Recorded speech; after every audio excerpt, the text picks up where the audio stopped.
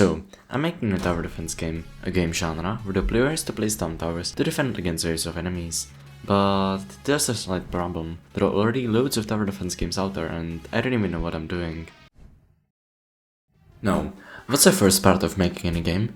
Figuring out the theme. And well, I've got an idea. Let's make it about robots. Why robots? Well, because they're cool. And yeah, that's it. That's the only reason. Perfect. Now that we got a completely original theme for the game, let's make a wave system. That shouldn't be that hard, right? First, we need an enemy to test this on. Now we make a map, and then do all the code. Well, that didn't go so well. It's good that I have a friend who knows how to code.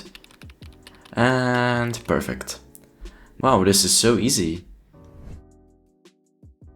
Okay, now we just add more enemies and make it more optimized. What does this mean? What do you mean that you can't fix it? Now I'm all the way back at the start. Maybe relying on AI for the code wasn't the best idea after all. Well, I guess it's time to actually learn how to code.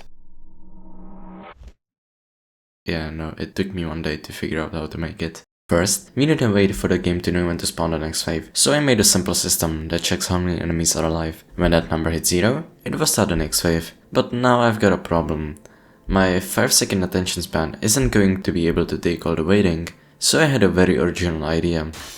Let's just make it so when the number of enemies falls below 50%, the player will be able to skip the wave. Now that that's done, we make the actual spawning system.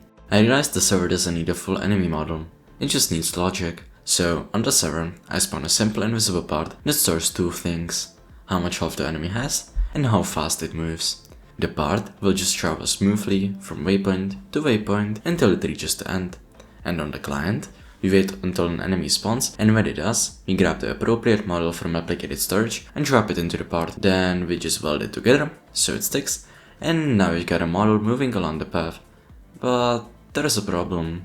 It looks too boring, so let's just add some animations with my great animating skills, and it looks so much better.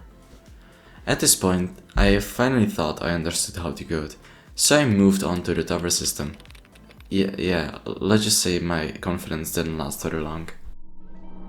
Well, I guess this is a bit harder, but it paid off. Somehow, it dropped from over 1000 lines of code to only about 350, and I finally understood how it worked.